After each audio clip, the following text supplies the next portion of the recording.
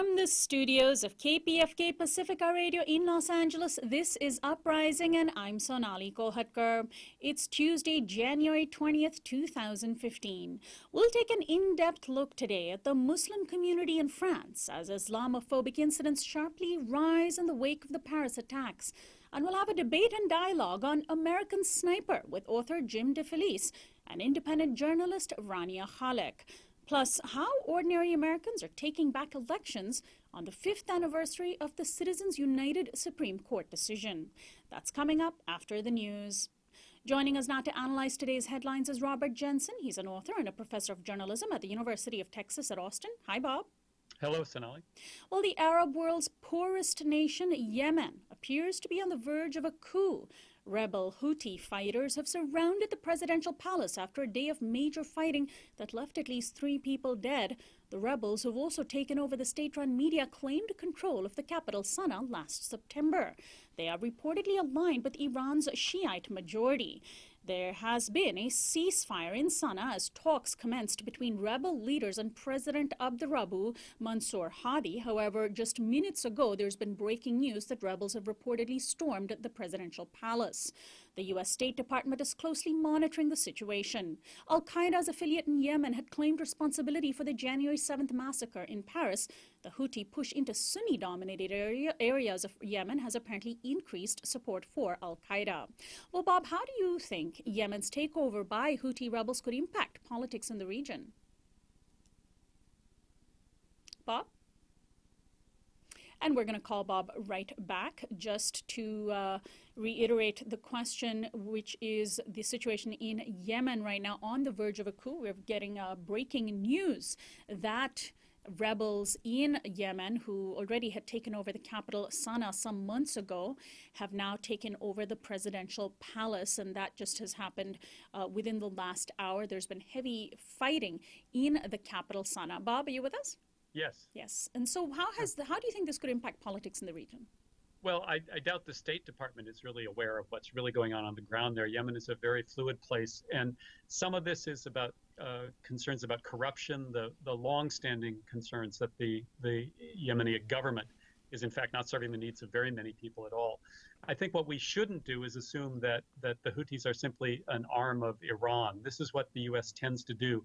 It looks for simplistic answers. So as all of this is developing, I don't think you and I can really know what's happening, but we can know what we shouldn't think, which is to accept what is often State Department and U.S. government propaganda about how everything emanates from Tehran. And we'll certainly be monitoring the situation in Yemen and hoping to cover it in the next few days. And on the other end of the Arabian Peninsula from Yemen, Islamic State fighters in Syria and northern Iraq have released yet another video, this time threatening to kill 2 Japanese nationals, Kenji Goto and Haruna Yukawa. ISIS is demanding $200 million from the Japanese government as ransom. In recent days, the group has also released photos and videos of the torture and killing of Arabs, including pushing men suspected of being gay off of high towers to their deaths and stoning a woman accused of adultery. ISIS has also reportedly crucified 17 young men. Meanwhile, the U.S. continues its air war against ISIS, striking targets in Syria and Iraq at least 29 times on Saturday. Well, Bob, we tend to hear disproportionately more about the Islamic State's foreign captives, but aren't fellow Arabs and Muslims being killed in even higher numbers and equally gruesome ways by this group? Yeah, this is a time where it's hard not to be cynical because, of course, in the West, especially the United States, there's an obsession with white American, European victims. And of course, the United States government often ignores the incredible destruction in the third world.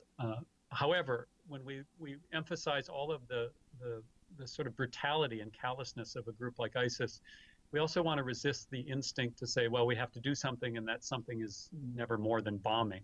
So we have to hold a lot of different things in our head at the same time. ISIS is brutal. ISIS is destructive primarily to people on the ground there. It's also a threat to the United States, but the answer is not simply to step up bombing. It hasn't worked. It's not going to work. And finally, here in the United States, yesterday's celebrations of Martin Luther King Day had a decidedly more militant tone in many cities as activists attempted to reclaim King's radical legacy. Marked by growing public outrage over police killings of African Americans, thousands marched with banners reading Black Lives Matter. The coalition Ferguson Action put out a call saying, quote, "Do as Martin Luther King would have done and resist the war on black lives with civil disobedience and direct action. Take the streets, shut it down, walk, march, and whatever you do, take action." The protests were publicized on social media with the hashtags ReclaimMLK and WWMLKDo. In addition to big cities like LA and New York, there were major gatherings in St. Louis, Missouri and Cleveland, Ohio, where the deaths of Michael Brown and Tamir Rice have galvanized movements. Meanwhile, a petition urging President Obama to invite the family members of Rice, Brown and other victims of police violence to tonight's State of the Union address has been signed by 45,000 people. Bob, was MLK an appropriate day, you think, to protest police violence? Appropriate, of course, yes. And many of us have for years felt very frustrated that corporate America and white America has embraced MLK Day, not for the reasons you're suggesting, because of his radical legacy and the critique he offers, but in fact because that whole day had been sanitized. So this was a very exciting and I think hopeful moment yesterday. The question now is where to go from this, of course, and I think people around the country are asking, how do we take the anger, the energy that's been in the streets and turn it toward long-term organization building and shifts in policy? I think that's what King would want us to do, is to stay angry, but to channel that anger into productive political activity. And that's, I think, the future. Bob Jensen, always a pleasure to have you on. We'll talk to you again next week. Thanks, Sonali. Robert Jensen is our daily Newsflash guest expert. He's an author and a professor of journalism at the University of Texas at Austin. We'll be right back.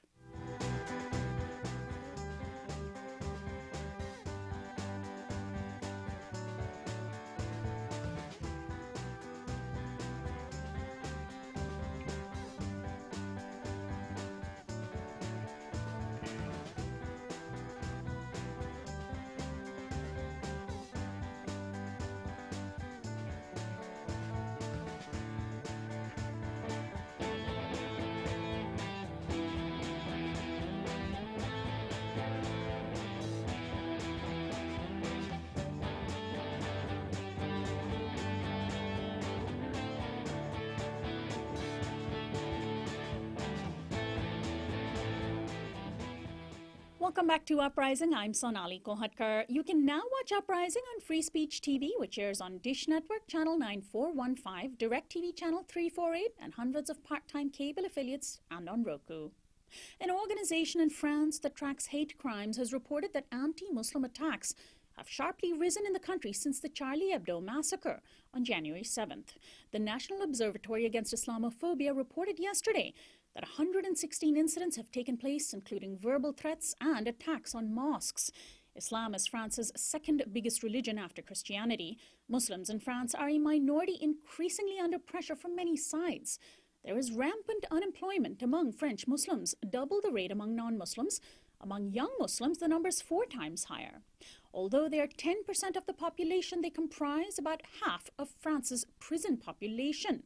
Interestingly enough, the content of the magazine in question that provoked the horrific massacre is not necessarily popular in France, despite a show of national unity in the wake of the attacks. A new poll on Sunday found that a whopping 42% of the French population opposes offensive cartoons of the like that Charlie Hebdo published. My guest is Hakeem Muhammad. He's a Middle East journalist and Soros Fellow reporting for Al Jazeera America in Paris, where he's covering the Muslim community in France and Europe. Welcome to Uprising, Hakeem. Thank you. Now, I understand that since the attacks, there have been dozens of arrests, many more of people unrelated to the attack than people actually suspected to have been involved in the attack. There have been homes raided, and of course, the hate crimes that I mentioned sharply on the rise, twice as many this month than last year during the same month. Is the French community is the French Muslim community under siege? Now, I wouldn't exactly say that the French community here in France is under siege, but times are definitely challenging for the entire Muslim community in the European continent. Now, in the wake of the Charlie Hebdo attacks, the response from the French government has been largely, let me say, expected. First, prosecutors in the country have been ordered to clamp down on hate speech and anti-Semitism, and authorities have so far arrested what I think is 70 people, including 4 minors. Let me say the reason behind this is they're saying that these people are spreading speech that can incite violence. Now, according to Electronic Intifada, it was reported that each case a name was made has almost always been a North African person. Now, something else is that after the attacks as well, monitoring groups have reported more than 83 Islamophobic attacks in the country.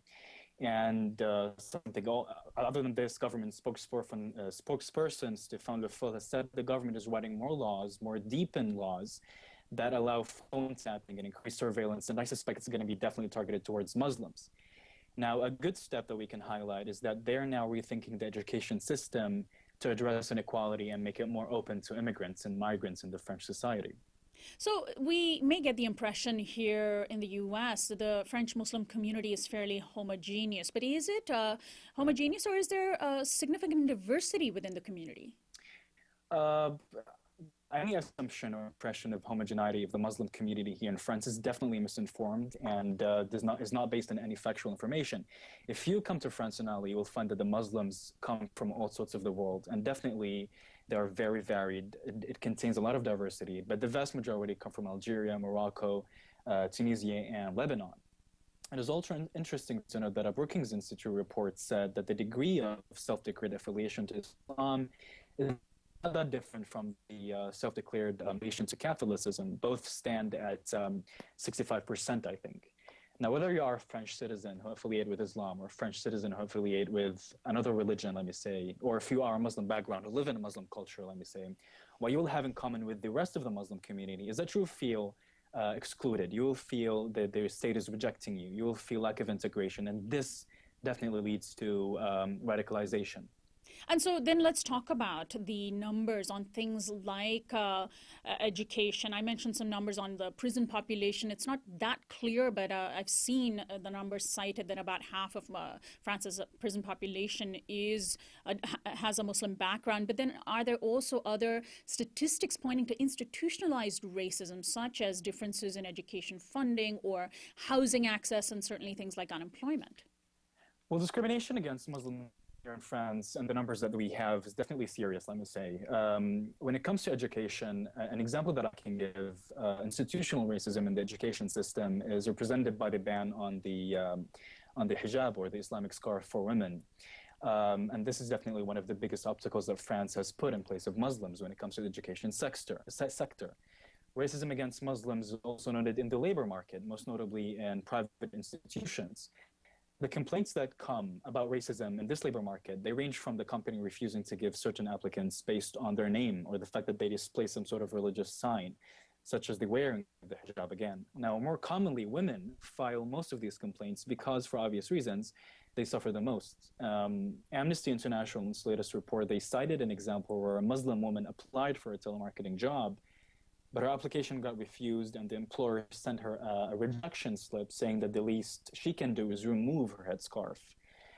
Now, for housing, there is no statistical data that point to racism when it comes to housing, so we cannot make a wholly informed decision, let me say.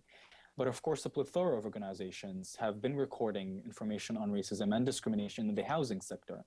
These acts, they include officials of the public housing scheme discouraging Muslims from applying, telling them that they have no chance of being granted residence, for example.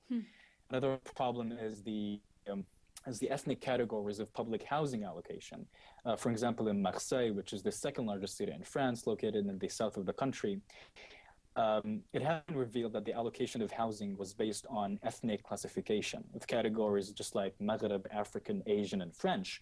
Now, this entire scheme of the process is definitely outlawed by the law.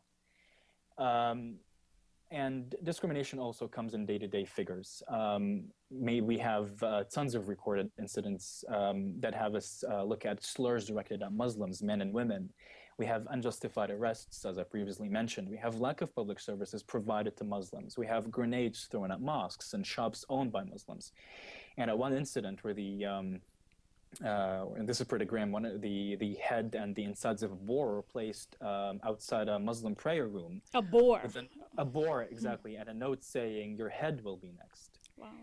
So it's pretty grim. So here in the United States, Hakeem, Fox News has come under fire for reporting this bizarre story. You've probably heard of it, claiming that there are areas in Muslim-dominated parts of European countries like France where non-Muslims are not allowed, these so-called no-go zones, where they're saying the state has no control and where Sharia law is practiced. The claim is repeated several times. Louisiana Governor Bobby Jindal has also repeated these claims. Fox finally aired an apology for making such a claim. Jindal hasn't. Any idea why they would even get such a story?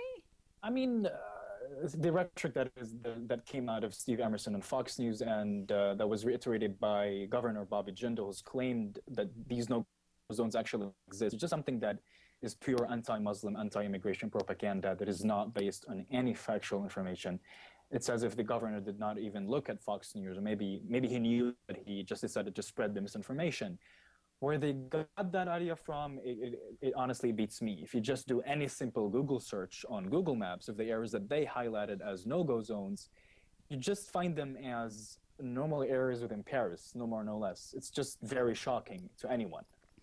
I want to talk about generational differences within the Muslim community and refer back to what you were saying feeds into radicalization. There was an article published just a couple of days ago in the Financial Times exploring the issue of French Muslims, and one of the assertions it made was the widespread availability of the internet also differentiates young Muslims from their parents, providing an open channel for those who, often frustrated and feeling rejected by their own country, discover extreme religious views that address their alienation and criticize their parents' way of life. Do you agree?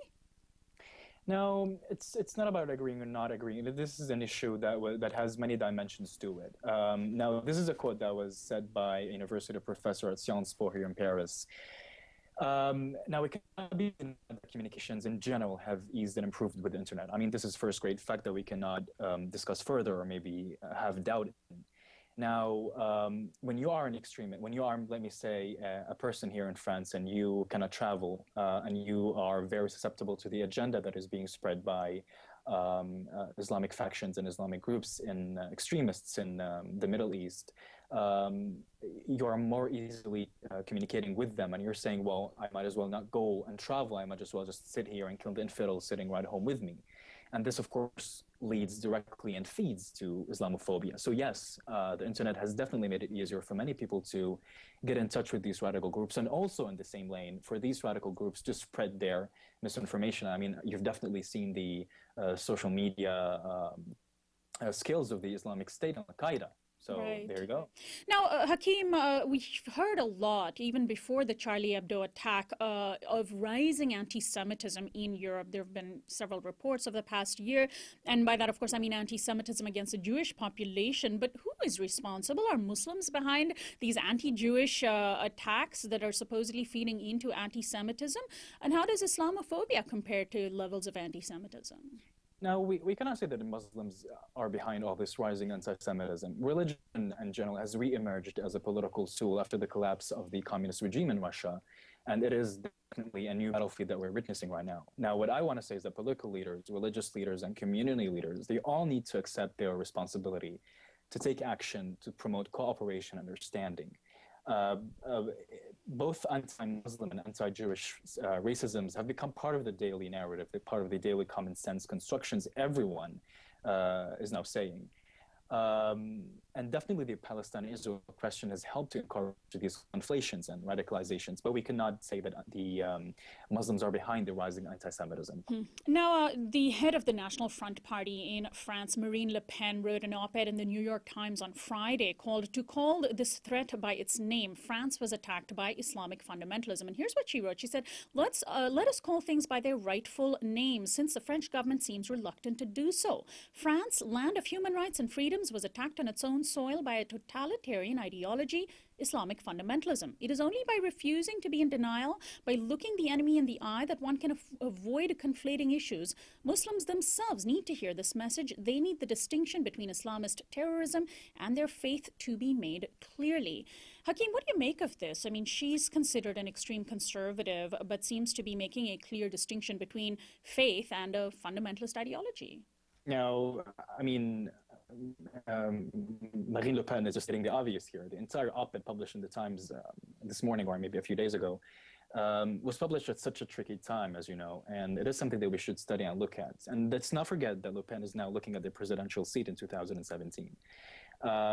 What she failed to mention is the history of Muslim baiting, incitement to racial hatred that her party is promoting. And this was very accurately published in an article in Quartz today, that her party is famous for Holocaust denial, for generalizations, anti-foreign stances. Wait, her party is famous for Holocaust denial, and yet France is claiming there's a huge problem with anti-Semitism, implying it's a Muslim community, but it's really a conservative French party led by a white French woman that's pushing these? It's a very polarizing party. It's completely, it does not make any sense. I mean, in 2010, she compared Muslims praying in the streets to Nazis who are occupying the country. Now, and I should say in that same op-ed, she has called for restricting immigration as a solution. I mean, her party is very famous for promising the French people, the Front National party has promised the French society that to end all immigration, to send migrants back home, to strip non-white French people arbitrarily of citizenship, to even close mosques and prayer halls and deport Roma people and basically leave, just kick anyone who is not white French out of the country. Now, this is just the op-ed is something that we should conclude is Le Pen is just seizing the opportunity, nothing, no more, no less. And she's definitely not the person who needs to weigh in on this matter. And if there is a distinction that can be made between faith and fundamentalist ideology, Le Pen is definitely not the person to make that. Finally, Hakeem, how did the latest issue of Charlie Hebdo, once more featuring the Prophet Muhammad on its cover, go over in the Muslim community? There were millions of French and others who bought copies of the magazine. They increased the publication number first from 1 million to 3 million to 5 million and now 7 million. Are Muslims unlikely to be the ones buying copies? I mean, everybody's now buying copies of Charlie Hebdo. The featuring of the Prophet Muhammad on the cover did not really go well in the Muslim community, not only in France, but across the Middle East. We're witnessing protests in Africa and Arab nations and large Muslim nations denouncing what has been a repeated action of Charlie Hebdo. They're saying that they did not learn their lesson. Now they're publishing something else. Now, the attacks on Charlie Hebdo on the cartoons that were being previously published, and this covers, there are three different dimensions. Also, they're related at the same time. So we need to study that closely to be able to say the actual effect of those incidents on the Muslim community. And we also need to wait. The cover now, this recent cover with the Prophet featured on the cover holding the Free Charlie sign is very notable because it happened right after the incident. But I think we need to wait just a couple of more, maybe let me say weeks or months to actually have a more accurate judgment. Hakeem, I want to thank you so much for joining us today and best of luck to you. Thank you so much. Good luck. Hakeem Muhammad is our guest. He's a Middle East journalist and Soros Fellow reporting for Al Jazeera America in Paris, where he covers the Muslim community in France and Europe. This is Uprising. When we come back, we'll take a look at a movie that broke box office records over the long weekend, American Sniper. Stay tuned.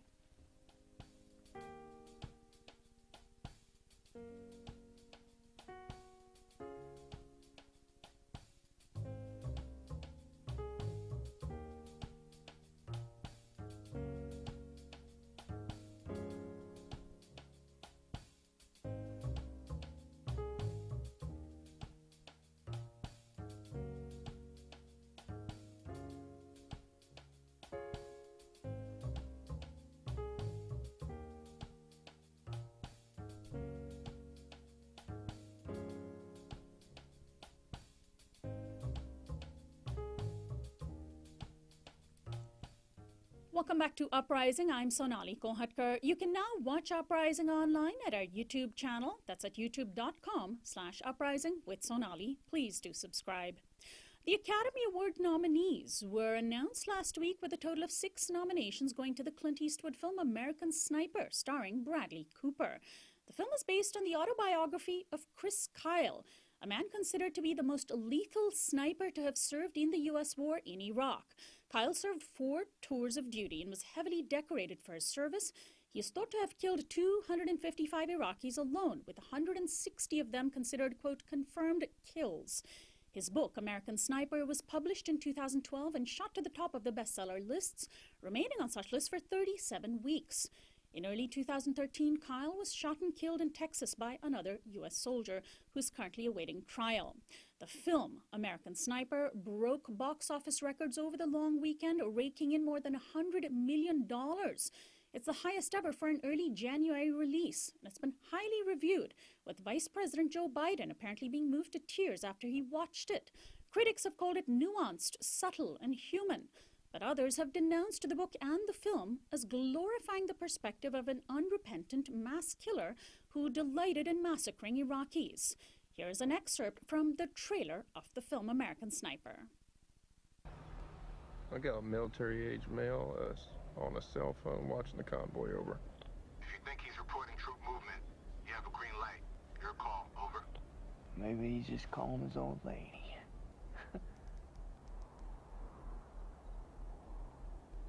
He stepped off.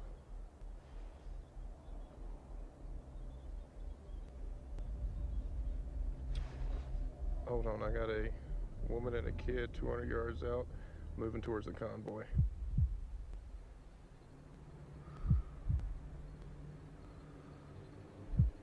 Her arms aren't swinging, she's carrying something.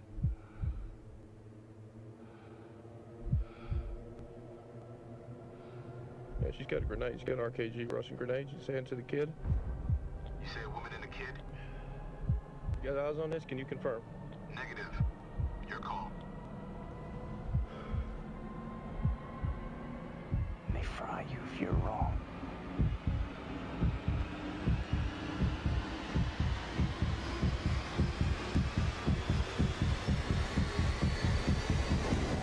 And that's an excerpt of the trailer of American Sniper.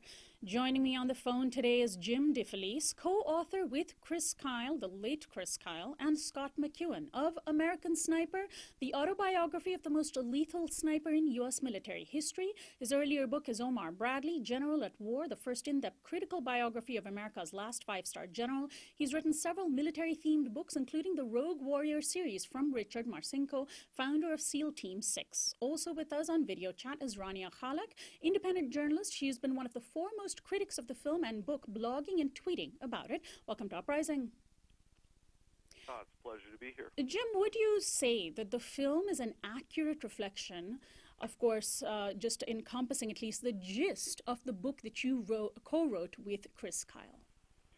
Well, you know, it's difficult to get an entire life into 2 hours, but they do have, you know, they're able to get the essence really not only of Chris but also of his relationship with Taya, his wife, and the family and what they went through. And I think that they did a remarkable job. Bradley Cooper did a stunning portrayal really of Chris. Sienna Miller playing Chris's wife really gives us really soulful performance. And I think that you know, I give a quick shout out to the guy that wrote the screenplay, who adapted the screenplay, Jason Hall. He had a very, very difficult job. I mean, I had 100,000 words to tell Chris's story. He only had, you know, about 2 hours to kind of boil it all down. Mm-hmm. So, yeah, I think it's a really powerful movie. Hopefully, people, you know, will see the movie, but also buy the book to kind of round out the story and, you know, get all of the facts. So, Rania Khalek, how do you respond? You have been very critical and vocal of this book. You've said that the book, quote, encapsulates Kyle's hatred, bigotry, and enthusiasm for killing, quote, Iraqi savages, most of which is sanitized or missing from the movie. Rania, can you hear us? We're going to call Rania right back as we're having some trouble with her audio, and we'll be going to her in just a minute again. Rania Khalek has been blogging and tweeting about the film and the book, American Sniper, and the book is originally written by Chris Kyle, the subject of the film co-written with my guest Jim DeFelice and also Scott McEwen. Rania, are you with us? Yeah, I am. Can yes. you hear me? Yes. How do you respond to what Jim just said? Well, I watched the book, or I'm sorry, I watched the movie and read the book, and my takeaway from it is that both are really amount to racist atrocity porn. The Chris Kyle in the book is a little bit different than the Chris Kyle in the movie. In the book, he openly brags about how many people he killed and how he enjoyed doing it. He says, "I loved what I did. I'm not exaggerating or lying to say it was fun. I had the time of my life. He calls Iraqis savages. Consistently throughout the book, he claims that they were trying to kill Americans because they weren't Muslim.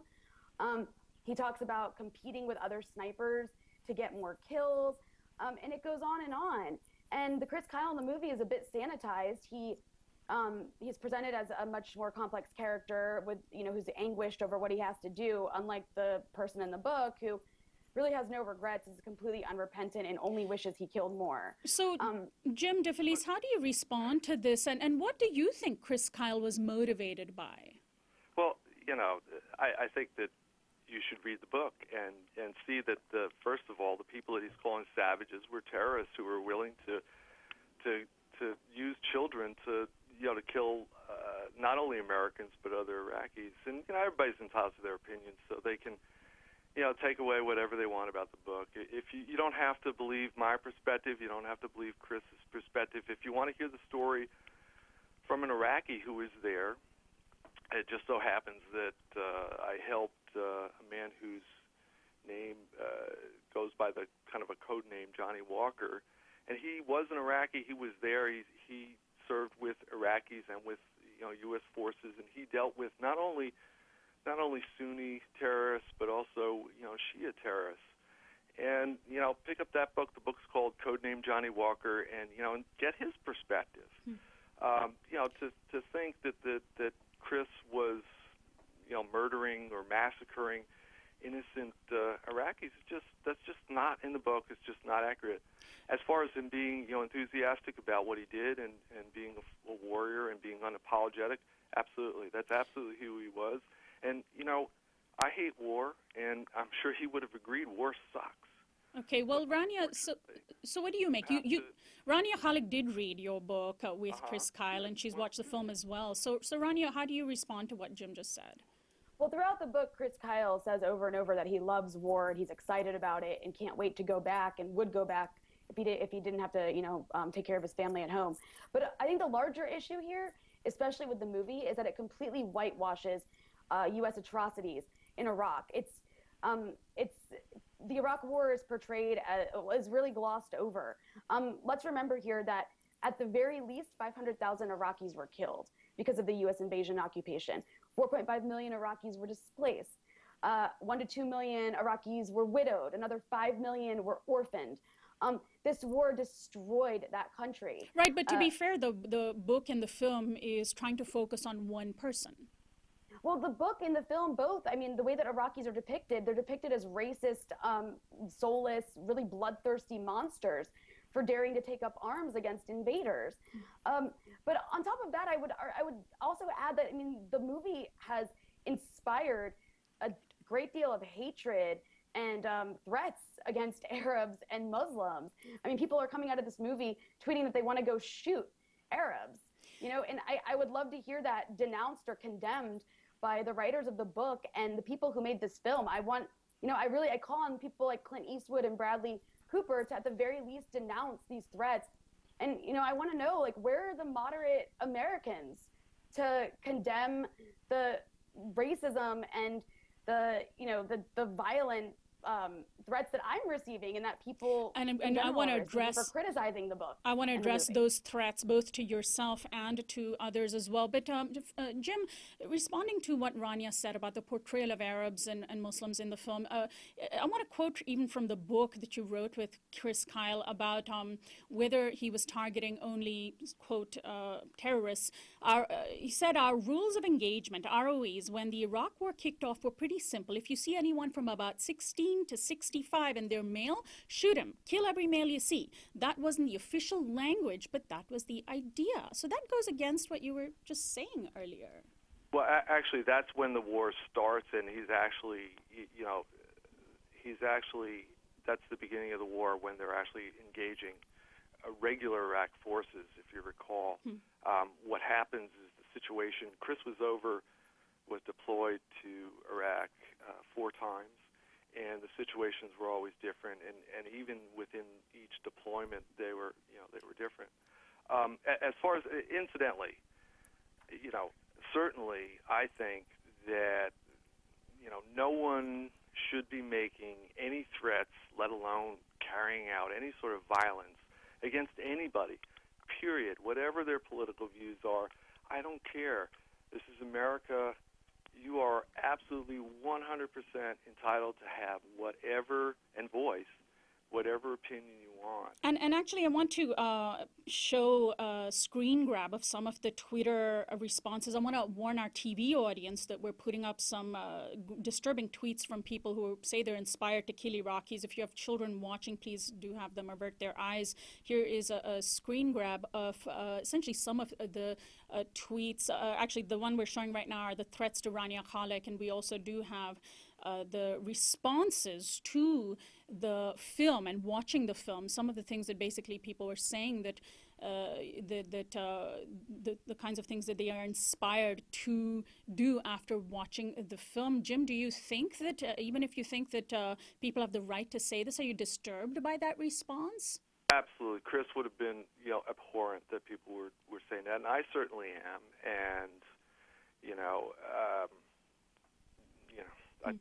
that's all I can say. I think that any fair-minded human being, certainly anyone in America, that puts a little bit of thought into who we are and whatever our political beliefs and wherever on the spectrum, really, violence is never the answer.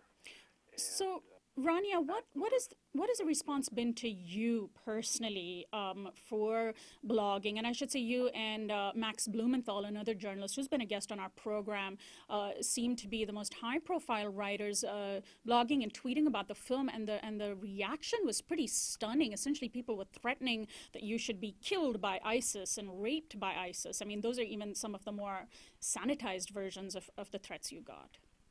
Yeah, I mean, just criticizing. And why do you think that such responses were inspired?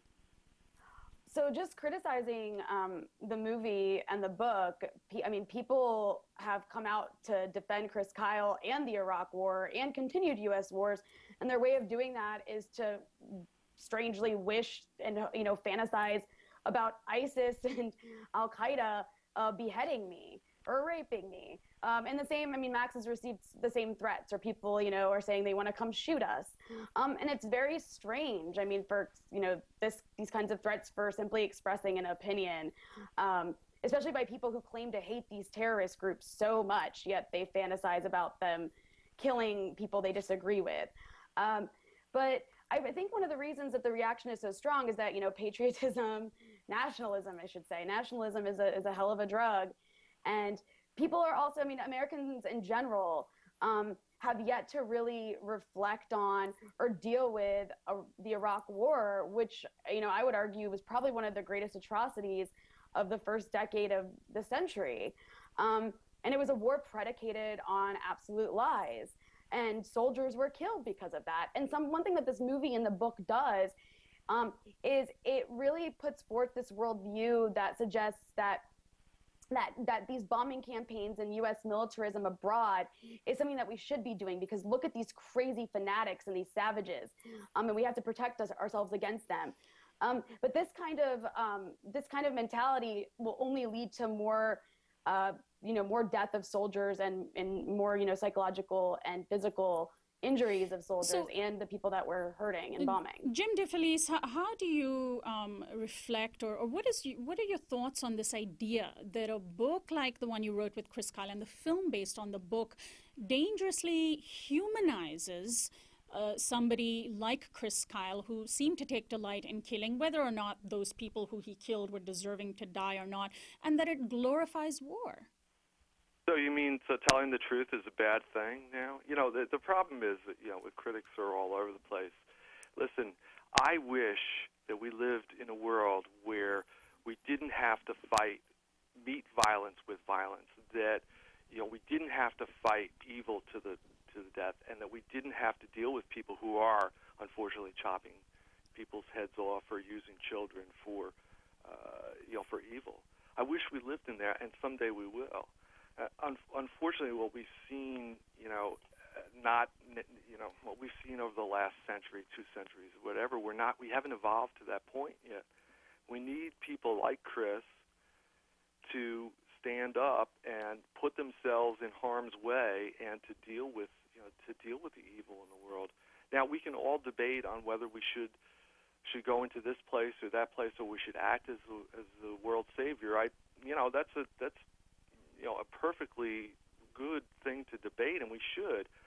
But once Congress and the president, for whatever reason, send our troops there, they have to do their job. We don't want them standing there saying, "Well, gee whiz, should I take this enemy out or not? Let him go on." I mean, if whose ever life is in danger, whether it's Rania's or mine. So are you convinced that every person that Chris Kyle killed deserved to die?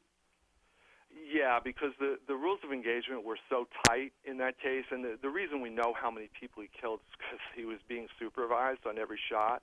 Now, you could argue whether that should have happened or not, and whether that was too restrictive or whatever. And and frankly, you can also say there were atrocities in other places and that stuff. But that doesn't change Chris's personal story and the story of the vast majority of American service people in that war. Well, Jim DeFelice, I know that your time is limited and that you have to leave us. So I want to thank you very much for joining us today.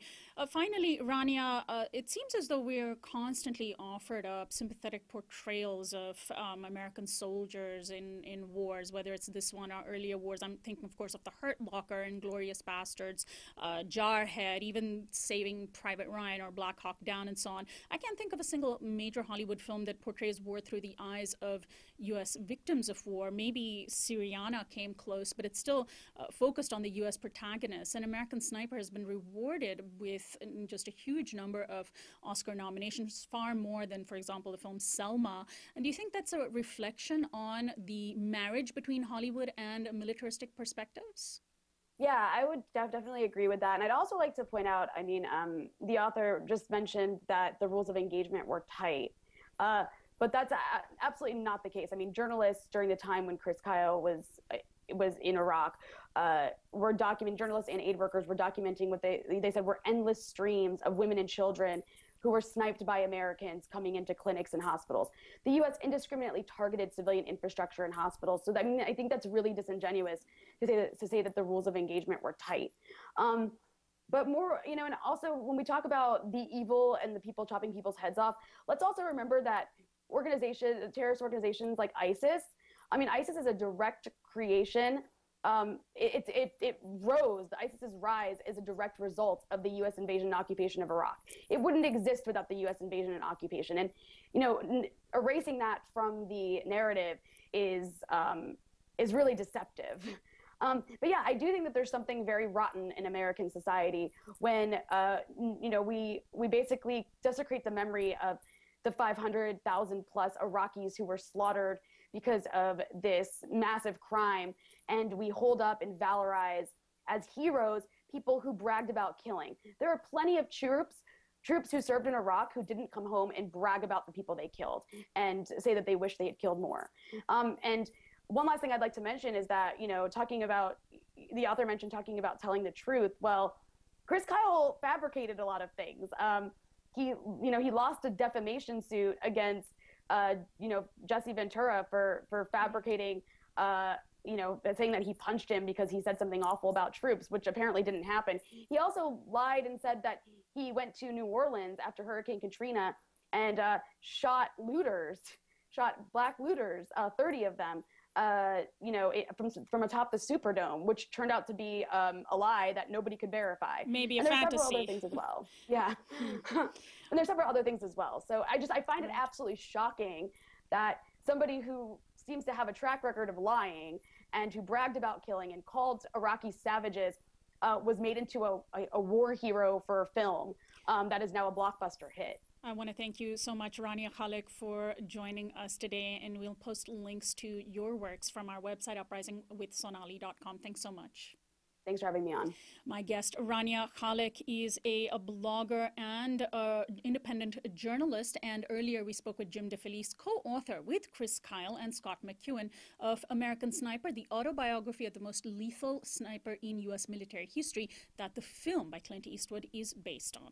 This is Uprising. When we come back, we'll take a look at the 5th anniversary of the Citizens United decision and what people have been doing since then to take back democracy and elections. Stay tuned.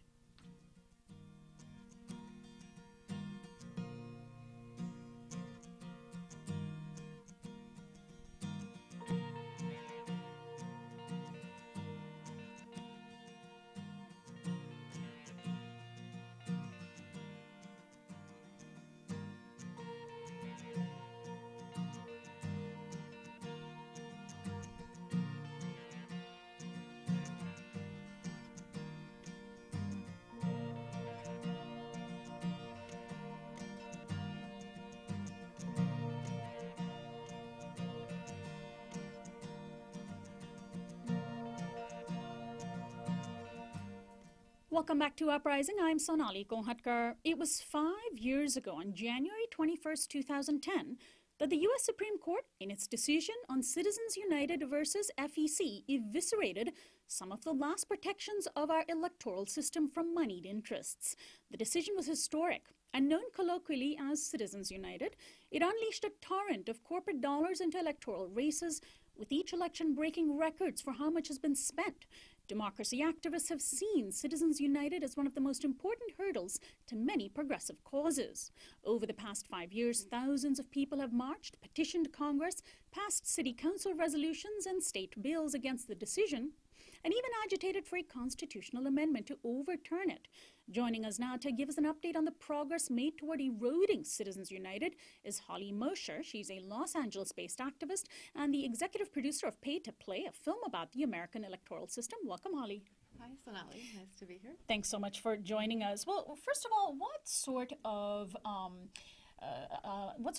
unleashing of money have we seen? Before we give our listeners who may not be aware of Citizens United, which is difficult given how well it has been talked about, but how have we seen the direct outcome of Citizens United in our elections since the decision 5 years ago? Right. Well, the last election cycle, we saw $10 billion. It's outlined very clearly in Dollarocracy, a book by John Nichols. $10 billion in 2012. And this election cycle, which was not a presidential year, it's getting even bigger. So it's just exponentially growing. And there's no end in sight until we fix this problem. So in the last 5 years, clearly money has flooded in greater amounts. We should, of course, say that Citizens United wasn't the only problem. We already had a system geared towards the moneyed. Since Citizens United, we had another decision, McCutcheon versus FEC. But Citizens United was really significant in what happened in terms of these super PACs, this outside money, a type of political committee that wasn't possible before Citizens United. And so far, Jeb Bush, eyeing the presidency, has already created his super PAC. Yep. Well, this is the age of super PACs. I mean, there's even super PACs just for one candidate. And that's something that we're seeing that was never done before. Before it was, issues. And now it's, each candidate has their own super PAC. Right. You would have a super PAC that supports, for example, the Republican Party agenda, and the Democrats have their own super PAC standing for Political Action Committee. So now they're starting their own individual committees, and all they need is one billionaire who could funnel money endlessly into that committee, and then they have to essentially create a sort of plausible deniability. As long as there's no direct connection between the candidate and the super PAC, it's fine. Right. In fact, these committees, these super PACs, are buying ads that are not even in the control of the candidate, supposedly, and often they're not. So, I mean, you're not even in control of the messaging for your own campaign. So and they're outspending the candidates by far already. It's really crazy. So let's talk about the kinds of things that have taken place over the last 5 years. And I mentioned several. There have been city council resolutions. There's also been a number of states at the state level. What's happened there? Yeah, so we've had over 500 local cities and towns, but we've had 16 states pass something legislatively, and we have 4 more in line that are vying to be number 17, 18, 19, and 20. With New Hampshire, they're doing a walk. Lawrence Lessig is doing the New Hampshire Rebellion, and they're walking. Washington State is very close, so we could be at 20 states very soon. And so what are the kinds of things that they're passing legislatively? Because states have their own campaign funding laws. So any legislation addressing Citizens United, is it largely symbolic? No, in fact, Arkansas a very interesting state, the home of Walmart, just had a freshman representative, Rep. Warwick Sarbin, who passed that corporations could not donate to campaigns. So things are happening across the country that are very exciting. So states and can, real. Yeah. States can put up hurdles to Citizens United? Yes, they can. And they are doing it already. Yes. And then we've had 2 states that had a ballot initiative. We had Montana, which is a very conservative state, and Colorado. In both cases, they pass overwhelmingly. So you see, this is a nonpartisan issue. That's why I'm so hopeful and excited about this movement. And we were supposed to have Prop 49 on the California ballot, but then it was sued off the ballot by the Howard Jarvis Taxpayers Association, and it's going before the California Supreme Court soon. So if California has this discussion, I think the whole country will wake up about what's happening and how far things have come. And so specifically, what do the ballot measures say about Citizens United and putting up hurdles to it? I mean, it's a very simple call for, they're calling on Congress that they have to act to overturn Citizens United, because it's really up to creating the amendment. Each state won't have the exact say, but together, we might get to a constitutional Article 5 convention. We've had 3 states call for that this last year, 2014, California, Vermont, and Illinois. So we might get to it legislatively, or we might get to it via convention. So let's talk about the events that are taking place around the country on the 5th anniversary. Tomorrow is technically the 5th anniversary. I know that you're involved in organizing here in California, and I'm sure other groups are organizing around the country. Yes, we're just one of dozens of events happening, and you can go to moneyout-votersin.org to see if there's one near you. And if there's not one near you, I suggest still getting out and creating an event, even if it's with 5 people.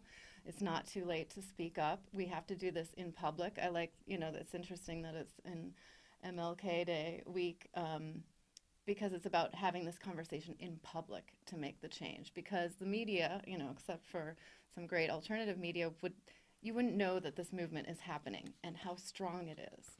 So give out briefly some details about the California events. Yeah, we have a big one in San Francisco that's starting at 3:30 tomorrow in front of the market in Montgomery Street, BART. And it's going to be a funeral march with a live brass band. And we're doing the same thing here starting at 4 in Los Angeles. Downtown at the Triforium and walking to the Chamber of Commerce. And actually coming up soon in D.C., they're starting their event in front of the Chamber of Commerce at Lafayette Park at noon in Washington, D.C. So why the Chamber of Commerce? Let's talk about that. They were the biggest lobbyist. The most money came from the Chamber this last time. There was a report from Oxfam just over the last couple of days, a global report, but certainly relevant to the United States, that showed that the world's richest 1% now own half of the world's wealth. The 80 richest people in the world own wealth equivalent to 3.5 billion people. Wow. In the face of such stark inequality, what chance do we have? I mean, all they have to do is buy politicians to stave off. I mean, if we're relying on Congress, and if Congress and members of Congress are dependent on corporations and wealthy moneyed interests for their re-election campaigns, what chance do we have? We have a big chance. I mean, that's only a small number of people. Already our march downtown is going to at least have 250 people. That's twice the number of those billionaires. And like I said, I'm very hopeful because this is a nonpartisan issue. Everybody gets it. Everybody's sick of these negative campaign ads. That's where most of the money goes. We get it, and we want our democracy back. There was that Gillens and Page study that showed we're now in an oligarchy. People get it. When studies have been done, Move On and did a study this last year, and it was the #1 issue of their members. Courage Campaign just did a study 2 weeks ago. It came up #1 as their issue. Our Time, for young people, 18 to 35-year-olds, it actually came up as their #2 issue. So people get it. Its time has come, and it doesn't have to take 20 years to get to the amendment. And we should also, of course, bring up the role of the media, because our wealthy corporate and commercial media are not only aligned with the interests of the rich, but they're actually relying increasingly to have their bottom lines met by the revenue that comes in from the money that's thrown at ads during elections. So it's this cozy relationship that people are trying to break into. Yeah, Les Moonves, the president of CBS, has even said super PACs are bad for America, but they're good for CBS. And of course, the impacts that we have on elections and our democracy are pretty severe. So if people can't find events on the website money@votersand.org, they can organize their own events? Yeah, they can add a little dot to the map and make another one happen. And that's tomorrow, which is the anniversary, the 5th anniversary of the Citizens United decision, January 21st.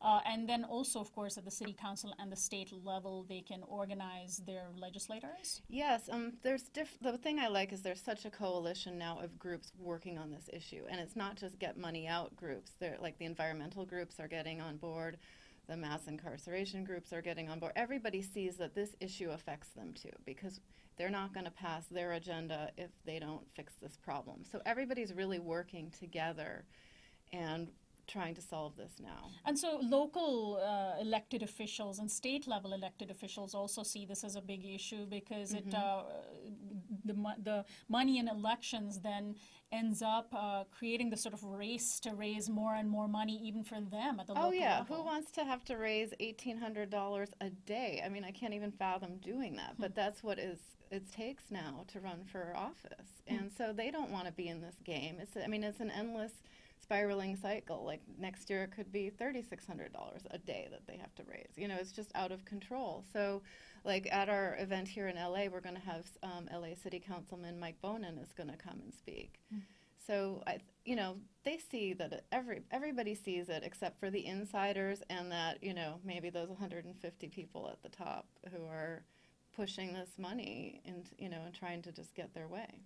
So the 5th anniversary of Citizens United tomorrow. Holly Mosher, best of luck to you, and thank you as always for joining us. Holly Mosher is my guest. She is a Los Angeles-based activist and executive producer of Pay to Play, a film about the American electoral system. You've been watching and listening to Uprising. Bipasha Shom is our senior producer. Anna Buss is our assistant producer.